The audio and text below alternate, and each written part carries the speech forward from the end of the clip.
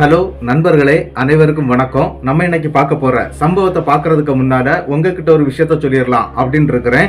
நம்மளுடைய புதிய அமானுஷ கதைகள் சேனலுக்கு வரக்கூடிய அனைத்து நண்பர்களுக்கும் என்னுடைய அன்பார்ந்த நன்றிகள். நம்மளுடைய புதிய அமானுஷ கதைகள் சேனலை புதுசா வரக்கூடியவங்க நிறைய பேர் சப்ஸ்கிரைப் பண்ணாம வீடியோ பார்த்துட்டு இருக்கீங்க. தயவு செய்து சப்ஸ்கிரைப் பண்ணிட்டு வீடியோவும் பார்த்துருங்க. மறக்காம பெல் ஐகானை தட்டிருங்க. உங்க லைஃப்ல இத மாதிரியான அமானுஷ்ய சம்பவங்கள் ஏதாவது நடந்திருந்தா அதை என்னுடைய வாட்ஸ்அப் நம்பருக்கு ஒரு வாய்ஸ் நோட் மற்றும் மெசேஜ் நீங்க அனுப்பலாம். என்னுடைய வாட்ஸ்அப் நம்பரை டிஸ்கிரிப்ஷன்லயும் கொடுத்திருக்கிறேன், இந்த டிஸ்பிளேலயும் தெரியும். கண்டிப்பா ஃபாலோ பண்ணிக்கிடுங்க. வாங்க இன்னைக்குள்ள சம்பவத்துக்குள்ளாடி நம்ம போயிடலாம்.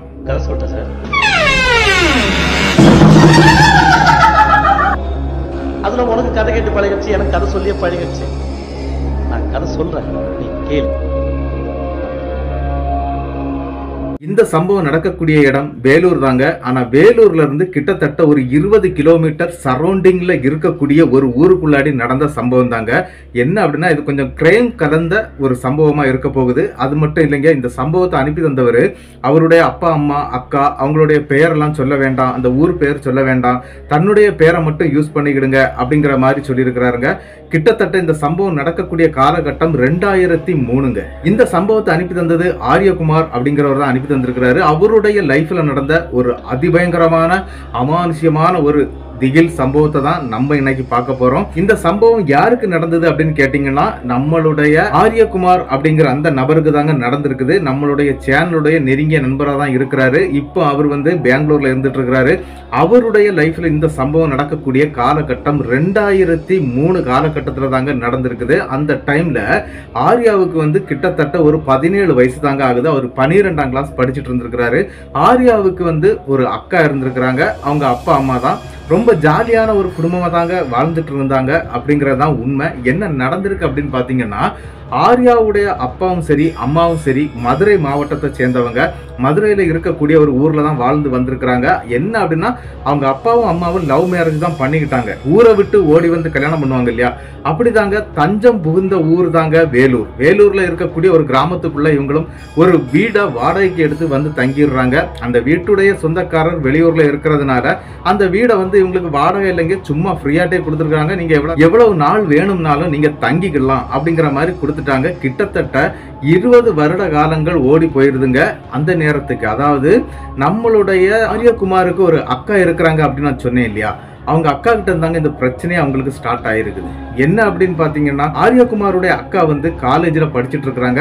ஆரியகுமாருக்கும் அவங்க அக்காவுக்கும் கிட்டத்தட்ட 4 வயது வித்தியாசம் இருக்குங்க. அந்த நேரத்துல அந்த பெண் ஒரு பையனை லவ் பண்றாங்க. அந்த காலேஜ் படிச்சுக்கிட்டு இருக்கக்கூடிய ஒரு பையனை தான் லவ் பண்றாங்க. அப்படி லவ் பண்ணனால என்ன நடக்குது அப்படின்னு பாத்தீங்கன்னா, தன்னுடைய வீட்டுல விஷயத்த சொல்லிடுறாங்க. அப்பா அம்மா கிட்ட சொல்றாங்க, இந்த மாதிரி நான் ஒரு பையனை லவ் பண்ணிட்டு இருக்கிறேன், அவனை தான் நான் கல்யாணம் பண்ண போறேன் அப்படிங்கிற மாதிரி எல்லாம் சொல்றாங்க. சரி, இவங்களும் காதல் ஜோடி அப்படிங்கறதுனால, சரிம்மா நீ பண்ணிக்க, ஒன்றும் பிரச்சனை இல்லை, பையனை பார்த்து நாங்களே கல்யாணம் பண்ணி வச்சிடறோம் அப்படிங்கறது மாதிரி எல்லாம் நம்மளுடைய ஆர்யாவுடைய அப்பாவும் சொல்லிடுறாரு. சரின்னு சொல்லி சந்தோஷத்துல குதிச்சுட்டு இருக்கிறாங்க. ஆனா கிட்டத்தட்ட ஒரு 3 மாத காலங்கள் நன்றாக தாங்க போயிருக்குது. அந்த நேரத்துல தான் ஒரு இடி விழுற மாதிரியான ஒரு சம்பவம் அவங்க வீட்டுக்குள்ளாடி நடக்குது. என்ன அப்படின்னா, ஒரு நாள் காலையில கண் விழிச்சு பாக்குறாருங்க நம்மளுடைய ஆர்யா. அப்படி ஆர்யா பார்க்கும்போது அவங்களுடைய அக்கா அவங்களுக்குன்னு ஒரு ரூம் கொடுக்கப்பட்டிருக்குது. என்ன அப்படின்னா, அது ஒரே ஹால், அதுக்கு பிறகு ஒரு ரூம் தாங்க இருக்கும். அதன் பிறகு கிச்சன் இருக்குங்க. இவங்க பாத்ரூம் யூஸ் பண்றதே கிடையாது, ஏன்னா பாத்ரூமே கிடையாதுங்க. இவங்க வீட்டுக்கு பின்னால இருக்கக்கூடிய கருவேல காட்டுக்குள்ளதான் இவங்க பாத்ரூமுக்கு எல்லாம் போயிட்டு வருவாங்க. அப்படிதாங்க அன்னைக்கு காலையில நம்மளுடைய ஆரியகுமார் முழிக்கிறாருங்க. முழிச்சு பார்க்கும்போது தன்னுடைய அக்கா அந்த ரூமுக்குள்ளாடி தூக்க தொங்கிட்டு இருக்கிறத பாக்குறாரு. அது மட்டும் இல்ல, அவங்க அப்பா அம்மா பயங்கரமா கதறி அளவும் செய்யறாங்க. அந்த பொண்ணை கீழையும் எடுக்கிறாங்க. அப்படி எடுத்து பார்க்கும்போது என்ன நடக்குது அப்படின்னு பாத்தீங்கன்னா, அந்த பொண்ணு கையில ஒரு லெட்டர் வச்சிருக்குங்க. அந்த லெட்டர்ல என்ன எழுதியிருக்கு அப்படின்னா, என்னுடைய உடல், அதாவது அவங்க இறந்துட்டாங்க, நான் தற்கொலை தான் பண்ணிக்கிட்டேன் அப்படின்லாம் எழுதியிருக்கிறாங்க. அது மட்டும் இல்லை, என்னுடைய உடலை பிரேத பரிசோதனை பண்ணாம என்னுடைய உடலை அப்படியே நீங்க அடக்கம் பண்ணிருங்க, அதை வைத்து விடுங்கள் அப்படிங்கிற மாதிரி போட்டிருக்குங்க. இந்த லெட்டரை படிச்ச உடனே அவங்க அப்பாவை பயங்கரமா அழ ஆரம்பிச்சிடுறாரு. அது மட்டும் இல்லை, தன்னுடைய மகளுடைய கடைசி ஆசையான இந்த விஷயத்தையாவது நம்ம பண்ணணும் அப்படிங்கிற மாதிரி ஒரு எண்ணத்துக்கு வந்துடுறாரு. அதனால அவங்க அப்பாவும் அம்மாவும் என்ன பண்றாங்க அப்படின்னா, அந்த ஊர்ல இருக்கக்கூடிய பெரிய ஆட்கள், அதாவது இந்த பஞ்சாயத்து தலைவர் இவங்க எல்லாம் இருப்பாங்க இல்லையா, அந்த மாதிரி பெரிய ஆட்களை பாக்குறாங்க. பார்த்து தன்னுடைய மகளுடைய கடைசி ஆசை அது இதுதான் அப்படிங்கிற மாதிரி சொல்றாங்க. இது எதனால நடந்து, இந்த பெண் எதனால தூக்கு போட்டு இறந்து போனா, இதெல்லாம் நமக்கு தெரிஞ்சுக்கிடணும்னா பிரேத பரிசோதனை பண்ணணும், போலீஸ்காரங்க வரணும், அப்பதான் இதெல்லாம் கிளியர் ஆகும் அப்படிங்கிற மாதிரி அந்த பஞ்சாயத்து தலைவர் சொல்றாரு. இருந்தாலும் அந்த இடத்துல என் மகளுடைய கடைசி ஆசையை வந்து நீங்க வந்து இந்த மாதிரி பண்ணிடாதீங்க அப்படிங்கிற மாதிரி காலில் விழுந்து அழ ஆரம்பிச்சிடுறாருங்க. இதை பார்த்துக்கிட்டு சரி அந்த பெண் புதைக்கத்தானே சொல்லியிருக்கிறாங்க, அதாவது எரிக்க சொல்லலைங்க, புதைக்கவும் அப்படின்னு தான் எழுதியிருக்குது. சரின்னு சொல்லிக்கிட்டு இந்த பொண்ணை வந்து புதைப்பதற்கான எல்லா விஷயங்களும் நடக்குதுங்க. ஆனா இந்த விஷயத்த வந்து வெளியே எடுத்துட்டு போகல, போலீஸுக்கு கொண்டு போகல, எந்த கம்ப்ளைண்ட்டும் பண்ணல.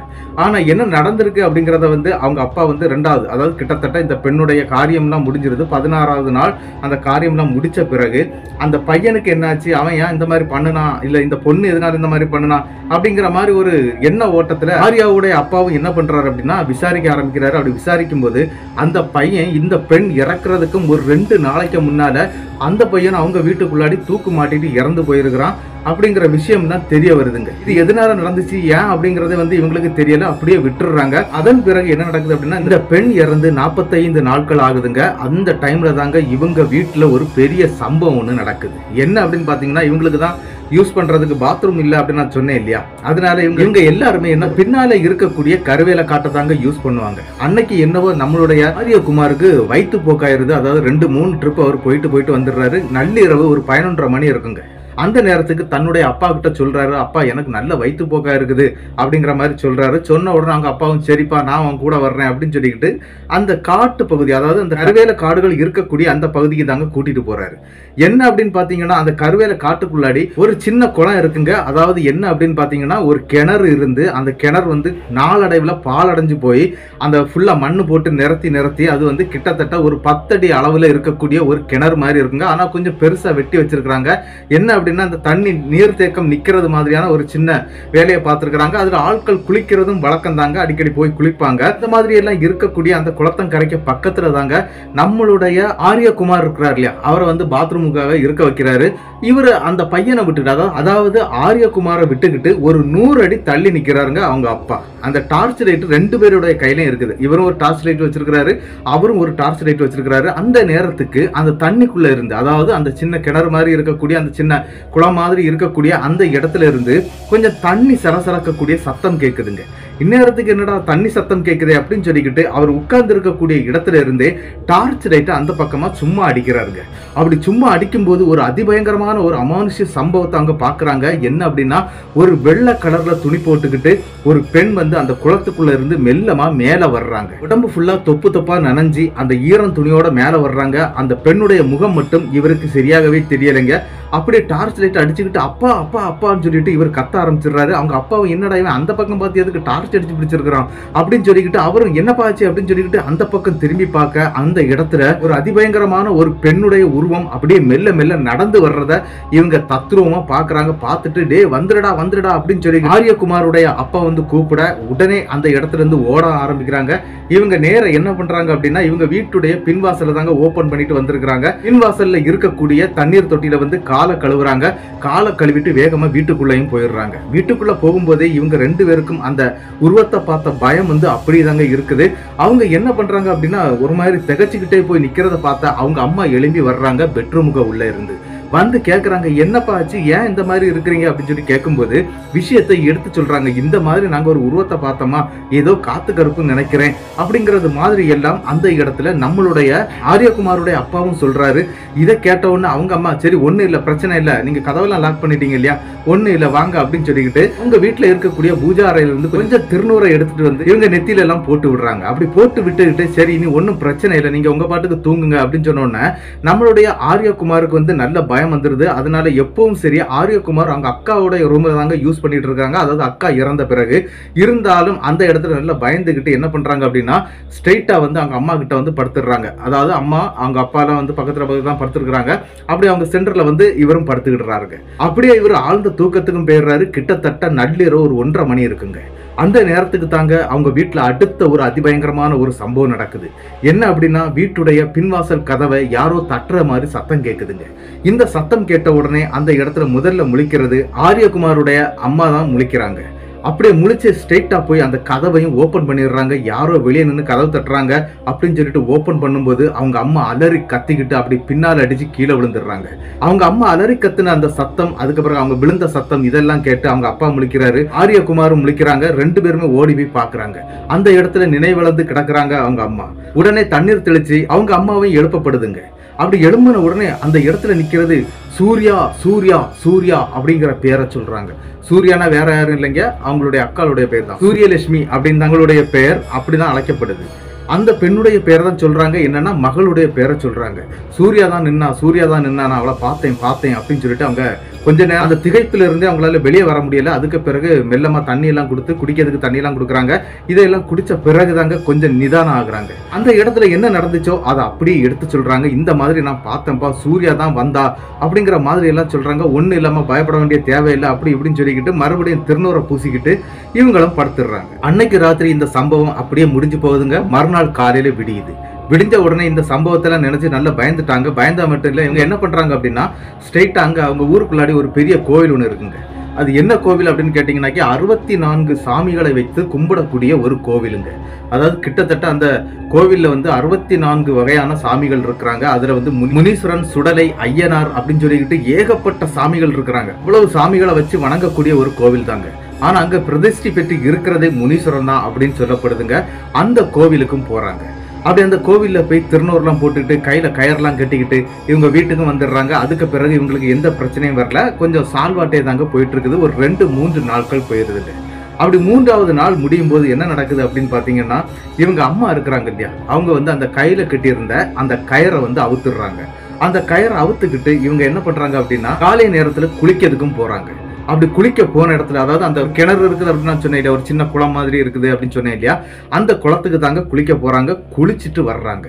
வந்தவங்களுக்கு அடுத்த சம்பவம் நடக்குதுங்க. என்ன அப்படின்னு பாத்தீங்கன்னா, இவங்க குளிச்சுட்டு வந்து சூரியலட்சுமி அப்படிங்கிற அந்த பெண் வந்து எப்படி எல்லாம் ட்ரெஸ் பண்ணுவாங்களோ அதே மாதிரி அந்த அம்மாவும் ட்ரெஸ் பண்ண ஆரம்பிக்கிறாங்க. இதை பார்த்து அந்த இடத்துல ஆரியகுமார் என்ன பண்றாரு அப்படின்னா, என்னம்மா அக்காளுக்குள்ள சுடிதார்லாம் எடுத்து போட்டுட்டு இருக்கிற, ஏன் இப்படி எல்லாம் பண்ணிட்டு இருக்கிற அப்படின்னு சொல்லி கேட்கறாங்க. அப்படி கேட்கும் போதே ஒரு சம்பவம் நடக்குது. என்ன அப்படின்னா, நீ எப்படா என்ன வந்து அம்மானு கூப்பிடலாம், நான் உனக்கு அக்கா தானடா அப்படின்னு சொல்லி அவங்க அம்மா சொல்றாங்க. இதை கேட்டோன்னே அவரு திகைச்சு போறாரு. அம்மா நில்லுமா, என்னம்மா, எங்கம்மா போற அப்படின்னு சொல்லும்போது இந்த காலேஜுக்கு அவங்க மக கிளம்பி போவாங்க இல்லையா, காலேஜுக்கு வந்து இந்த சூரியலட்சுமி அப்படிங்கிற அந்த பெண் வந்து கிளம்பி போவாங்க காலையில. அதே மாதிரி ட்ரெஸ் பண்ணிக்கிட்டு 2 புக்கை கையில எடுத்துக்கிட்டு நான் காலேஜ் போறேன் அப்படின்னு சொல்லிக்கிட்டு இவங்க அம்மா அங்கிருந்து வேகமா அங்க இருக்கக்கூடிய, அதாவது அந்த ஊருக்குள்ள ஒரு பஸ் ஸ்டாப் இருக்குங்க, அந்த பஸ் ஸ்டாப்பை தேடி வேகமா போறாங்க. இதை பார்த்துக்கிட்டு நிக்கக்கூடிய நம்மளுடைய ஆரியகுமாருக்கு ஒரு அதிர்ச்சி ஆயிருது. இது என்ன நடக்குது அப்படிங்கிறது அவருக்கு தெரியல. வேகமா அவங்க அப்பா வேலை செய்துட்டு இருக்கக்கூடிய மளிகை கடைக்கு ஓடி போறாருங்க. அப்படி அந்த மளிகை கடையில போய் விஷயத்த சொல்றாரு. அப்பா அம்மா இந்த மாதிரி பண்ணிட்டு போயிட்டு இருக்காங்க அப்படின்னு சொன்ன உடனே அந்த இடத்துல நம்மளுடைய ஆரியகுமாருடைய அப்பா என்ன பண்றாரு அப்படின்னா, அங்க இருந்து ஒரு ஆட்டோவை பிடிச்சுக்கிட்டு வந்துடுறாரு. ஏன்னா அந்த பஸ் அவங்கள கிராஸ் பண்ணி போயிடுச்சு, கண்டிப்பா அவன் அந்த பஸ்ல ஏறி இருக்கணும் அப்படிங்கிற ஒரு கணிப்புல தாங்க அவர் ஆட்டோவை பிடிச்சிட்டு போறாரு. அப்படி ஆட்டோ பிடிச்சிட்டு போகும்போது உண்மையிலேயே அவங்க அம்மா பஸ்ல ஏறிட்டாங்க. கிட்டத்தட்ட 2-3 ஸ்டாப்புகள் அந்த பஸ் போயிட்டு இருக்கும் போதே கிராஸ் பண்ணி பிடிச்சிடுறாங்க. ஆட்டோல போய் குறுக்காட்டி நின்று அந்த வண்டியை நிறுத்துறாங்க. நிறுத்திட்டு உள்ள பார்க்கும்போது இவங்க அம்மா அழகா உட்கார்ந்து இருக்கிறாங்க. எப்படி அப்படின்னா, அந்த சூரியலட்சுமி அந்த பெண் வந்து எப்படி ட்ரெஸ் பண்ணிட்டு போவாங்களோ அந்த மாதிரி ட்ரெஸ் எல்லாம் அடிச்சுட்டு போய் அப்படியே உட்கார்ந்து இருக்கிறாங்க. இதை பார்த்த உடனே கையை பிடிச்சி கீழே இழுக்க ஆரம்பிச்சுட்டாங்க. இழுத்து வண்டியில ஏற்றும் போது அந்த பெண் ஒரு வார்த்தை சொல்றாங்க. என்ன அப்படின்னா, உங்களை நான் சும்மா விட மாட்டேன், உங்களை கொல்லாம விட மாட்டேன் அப்படிங்கிற மாதிரிலாம் பேச ஆரம்பிக்கிறாங்க. இவங்களுக்கு எதுவுமே புரியல. வண்டிக்குள்ள தூக்கி போட்டு நேர கூட்டிட்டு வந்துடுறாங்க வீட்டுக்கு. ஆட்டோல தூக்கி போட்டு வீட்டுக்கும் கூட்டிட்டு வந்துடுறாங்க. அப்படி வீட்டுக்கு வந்த பிறகு என்ன நடக்குது அப்படின்னு பாத்தீங்கன்னா, ஆரியகுமாருடைய அம்மா வந்து பயங்கரமா பிரச்சனை பண்ண ஆரம்பிக்கிறாங்க. அந்த வீட்டை அடிச்சு நொறுக்குறாங்க. என்ன யாரு நினைச்ச, நான் உங்க 2 பேரையும் விட மாட்டேன் அப்படிங்கிற மாதிரி சொல்லுதுங்க. ஆரியகுமாருக்கு எதுவுமே புரியல. இங்க என்ன நடக்குதுன்னு அவருக்கு தெரியல. வந்திருக்கிறது யாரு, நம்ம அம்மா உடம்புல இருக்கிறது யாரு அப்படிங்கிறது எதுவுமே புரியலைங்க. அந்த இடத்துல அவங்க அப்பா என்ன பண்றாரு அப்படின்னாக்கி, அவங்க வீட்டுல இருக்கக்கூடிய நாய் சங்கிலிங்க, அதாவது நாயை கட்டி வைப்பாங்க இல்லையா, அந்த மாதிரி ஒரு சங்கிலி அவங்க வீட்டுல இருக்குது. அந்த சங்கிலியை எடுத்துட்டு வந்து இந்த அம்மாவை வந்து கை 2ஐயும் பின்னால கட்டி அதை வந்து அந்த வீட்டுல இருக்கக்கூடிய கம்பி ஜன்னல்ல வந்து அப்படி லாக் பண்ணி விட்டுறாரு. அதாவது இவங்க அவுத்துட்டு எங்கேயும் ஓடிடக்கூடாது, தன்னுடைய மகள் இறந்ததுனால இவங்களுக்கு பைத்தியம் பிடிச்சிருச்சு அப்படிங்கிற மாதிரி சொல்ல ஆரம்பிச்சிடுறாருங்க. கிட்டத்தட்ட இவங்க ஒரு பாவப்பட்ட குடும்பம், கொஞ்சம் கஷ்டப்படக்கூடிய குடும்பம் அப்படிங்கிறதுனால இவங்க கையில காசு இல்லை அப்படிங்கிறது அந்த ஊர்ல இருக்கக்கூடிய எல்லாருக்கும் தெரியும். அதனால அந்த ஊர்ல கேட்கக்கூடிய ஆள்கிட்ட எல்லாம் அவளுக்கு பைத்தியம் பிடிச்சிட்டு, அதாவது தன்னுடைய மகள் இறந்ததை நினைச்சு இந்த பெண் வந்து பைத்தியம் ஆயிட்டா அப்படிங்கிற மாதிரி அவங்க அப்பா அந்த ஊருக்குள்ள எல்லா இடமும் சொல்ல ஆரம்பிச்சிட்டாருங்க. இருந்தாலும் அந்த ஊருக்குள்ள இருக்கவங்க எல்லாம் திட்ட ஆரம்பிச்சிடுறாங்க. பொண்ணை நீ அப்படியே வச்சுட்டு இருந்தா அவங்களுக்கு வந்து பெரிய பிரச்சனை வந்துடும்டா, ஹாஸ்பிட்டல்ல கொண்டு சேரு, நாங்க ஊர்ல எல்லாரும் சேர்ந்து உனக்கு காசு பிரிச்சு தர்றோம், அதை வச்சு நீ பாரு அப்படின்னு சொல்றாருங்க.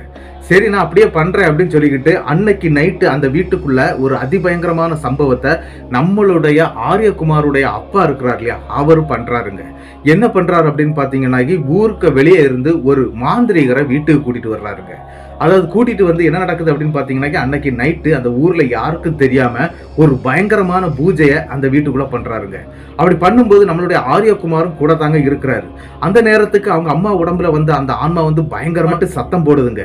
என்ன அப்படின்னு பாத்தீங்கன்னா, இவனை நான் விட மாட்டேன், இவளையும் நான் விட மாட்டேன் அப்படின்னு சொல்லுது. அந்த நேரத்துல அந்த மாந்திரிகர் கேட்கிறாரு, யாருமா நீ, யாரு, எதுக்காக நீ இந்த மாதிரி எல்லாம் பண்ற அப்படின்னு சொல்லிட்டு கேட்கும்போது, நான் தான் சூரியலட்சுமி அப்படின்னு சொல்லுதுங்க. என்ன அப்படின்னா, இவங்களுடைய மகள் தான் நான் அப்படின்னு சொல்லுது.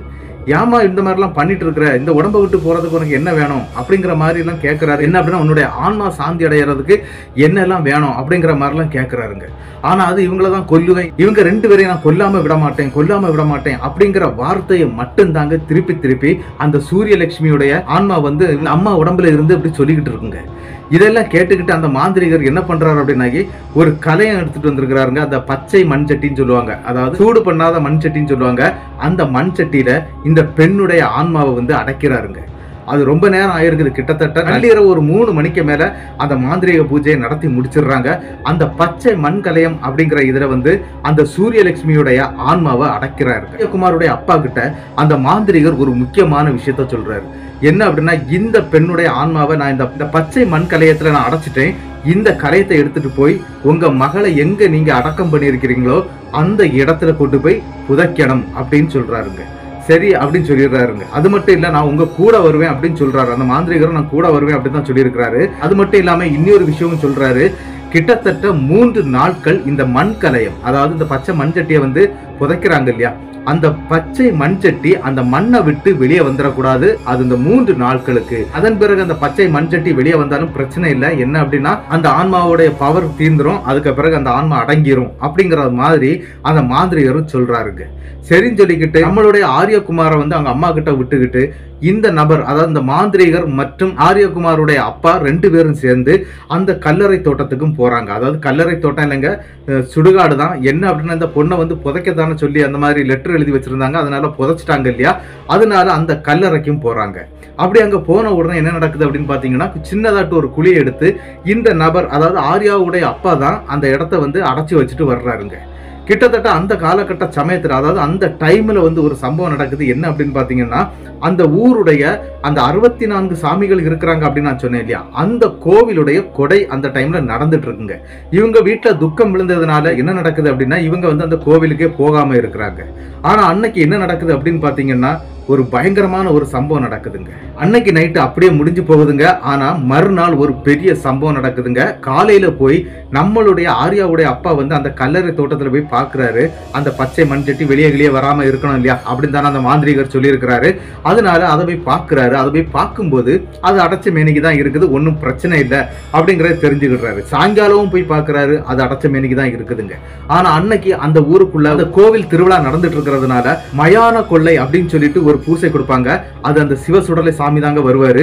அப்படியே அந்த கோவில்ல இருக்கக்கூடிய சிவசுடலை சாமி அன்னைக்கு நைட்டு சாமி ஆடுறாருங்க. அன்னைக்கு நைட்டு என்ன நடக்குது அப்படின்னு பாத்தீங்கன்னா, அந்த சிவசுடலையும் அந்த சுடுகாட்டுக்கு போயிட்டு அவர் மயக்கொள்ளையும் முடிச்சுக்கிட்டு வந்துடுறாருங்க.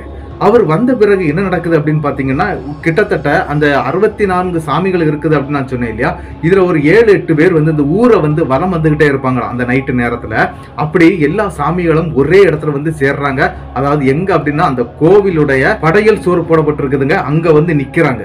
அந்த நேரத்துக்கு ஒரு அதிபயங்கரமான ஒரு சம்பவம் நடக்குதுங்க. என்ன அப்படின்னு பாத்தீங்கன்னா, நம்மளுடைய ஆர்யாவுடைய அம்மா இருக்கிறாங்க இல்லையா, அவங்க வந்து அலறிக்கிட்டு ஓடி வர்றாங்க கோவிலை பார்த்துக்கிட்டு.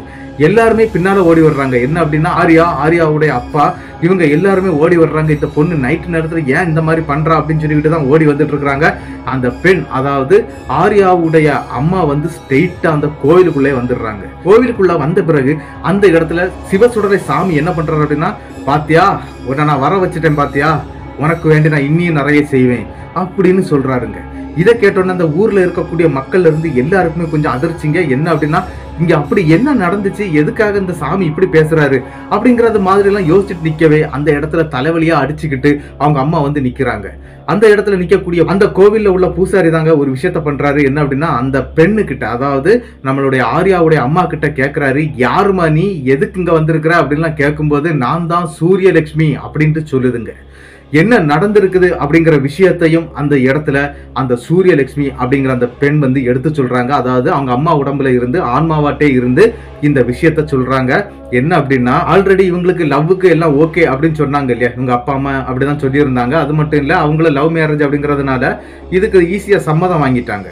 ஆனா ஒரு சம்பவம் என்ன அப்படின்னு பாத்தீங்கன்னா, சூரியலட்சுமியுடைய வயிற்றுல வந்து 6 மாத குழந்தை இருந்திருக்குங்க. இது யாருக்கும் தெரியாது. இந்த விஷயத்த போய் சூரியலட்சுமி அந்த காதலனான அந்த நபர்கிட்டையும் சொல்லியிருக்கிறாங்க. அந்த நபர் என்ன பண்ணிட்டார் அப்படின்னாக்கி, கொஞ்சம் கோழையா இருந்திருப்பார் போல இருக்குது.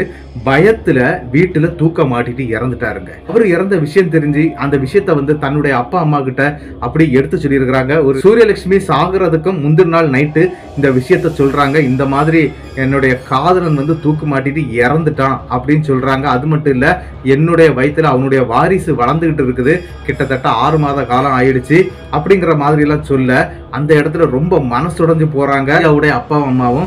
ஆனா இந்த கருவை கலைச்சிடலாம் அப்படின்னு சொல்லிக்கிட்டு பிளான் பண்றாங்க. ஆனா என்ன நடந்துச்சு அப்படின்னா, இந்த பெண் வந்து ஆல்ரெடியாட்டு இந்த கருவை கலைக்கிறதுக்கான வேலைகள்லாம் பார்த்துருக்குறாங்க.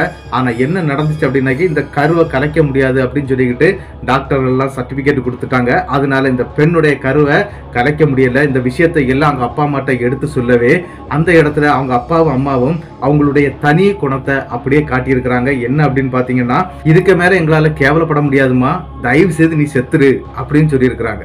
இதை கேட்டோன்னு அந்த பெண் வந்து ஏங்கி அழுதுருக்குறாங்க. அது மட்டும் இல்ல, நான் இந்த ஊரை விட்டே போயிடுறேன்ப்பா, ஏதாவது ஊர்ல போய் நான் பொழைச்சிக்கிடுவேன், எனக்கு இவ்வளவு படிப்பெல்லாம் எனக்கு சொல்லி கொடுத்துருக்கிறீங்க, அதனால நான் எங்கேயாவது போய் பொழைச்சிக்கிடுறேன் அப்படிங்கறது மாதிரி எல்லாம் அந்த பெண்ணும் சொல்ல ஆரம்பிக்கிறாங்க. ஆனா இவங்களுக்கு அந்த மனசே வரலைங்க. நீ செத்துருமா அப்படிங்கிற வார்த்தையை தாங்க பேசிட்டே இருக்கிறாங்க. சரின்னு சொல்லிக்கிட்டு அந்த பெண்ணு வந்து அழ ஆரம்பிக்கிறாங்க. அவங்க அம்மாவும் அழுறாங்க, இந்த நபரும் அழுதுகிட்டு தான் இருக்கிறாரு. ஆரியாவோட அப்பாவும் அழுதுகிட்டே தான் இதை சொல்லிட்டே இருக்கிறாங்க.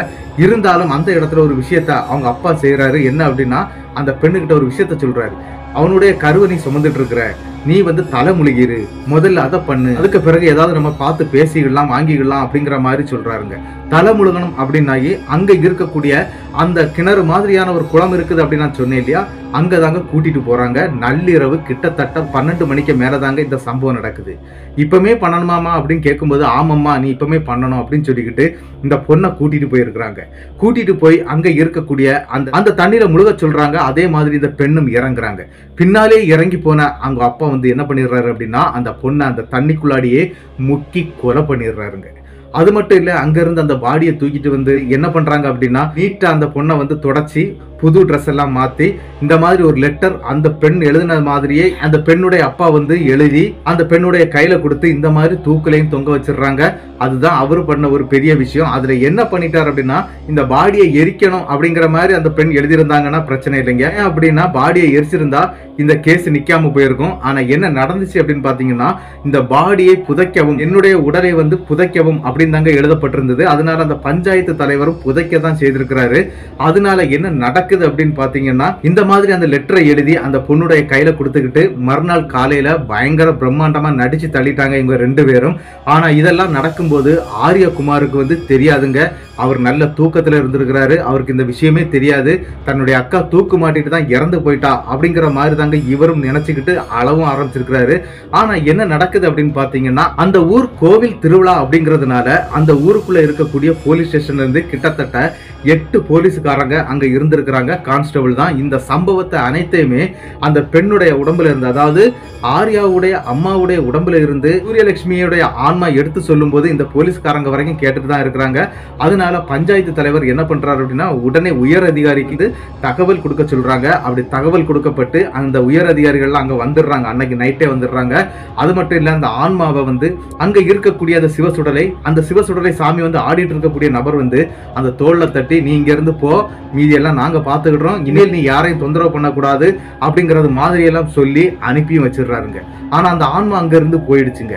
இங்க நடந்த சம்பவம் என்ன அப்படின்னு பாத்தீங்கன்னா, அங்க இருக்கக்கூடிய போலீஸ்காரங்க இந்த 2 நபரையும் அரெஸ்ட் பண்ணிடுறாங்க. யாரு அப்படின்னா, ஆர்யாவுடைய அப்பாவையும் அம்மாவையும் அரெஸ்ட் பண்ணி அவங்களுக்கான ஜெயில் தண்டனையும் வாங்கி கொடுத்துட்டாங்க. கிட்டத்தட்ட 14 ஆண்டுகள் வந்து ஜெயில் தண்டனை வாங்கி கொடுத்துட்டாங்க. ஆனா இதுல ஒரு வருத்தப்படக்கூடிய சம்பவம் என்ன அப்படின்னா, நம்ம ஆர்யகுமார் இருக்கிறார் இல்லையா, அவர் வந்து ஒரு தனி மனுஷனா ஆயிடுறாரு. என்ன அப்படின்னா, அவருக்கு கேட்பாரு கேள்விக்கு ஆள் இல்லைங்கிறது மாதிரி ஆயிருது.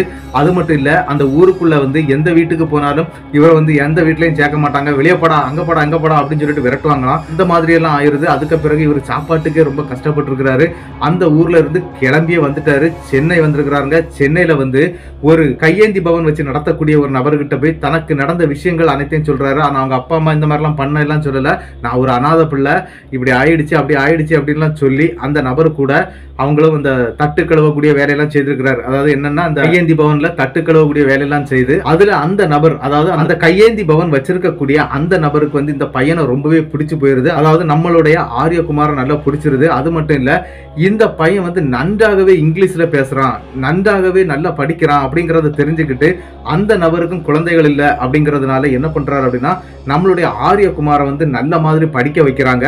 அப்படி படிக்க வச்சு என்ன நடக்குது அப்படின்னு பாத்தீங்கன்னா, ஆர்யகுமாரை வந்து ஒரு நல்ல நிலைமைக்கு எடுத்துட்டு போயிடுறாங்க. அது மட்டும் இல்ல, ஆர்யகுமார் இப்போ பெங்களூர்ல ஒரு ஐடி கம்பெனில 2 லட்சம் ரூபாய் சம்பளம் வாங்கிட்டு இருக்கிறேன். நான் எங்க அப்பா அம்மாவாட்டு நினைக்கிறது அந்த கையேந்தி பவன் வச்சு நடத்திட்டு இருந்த அவங்க 2 பேரையும் தான். அவங்க இப்ப என் கூட தான் இருந்துட்டு இருக்கிறாங்க. நான் இப்ப நல்லா இருக்கிறேன், எனக்கும் கல்யாணம் ஆயிடுச்சு, எனக்கும் குழந்தைகள் இருக்கிறாங்க.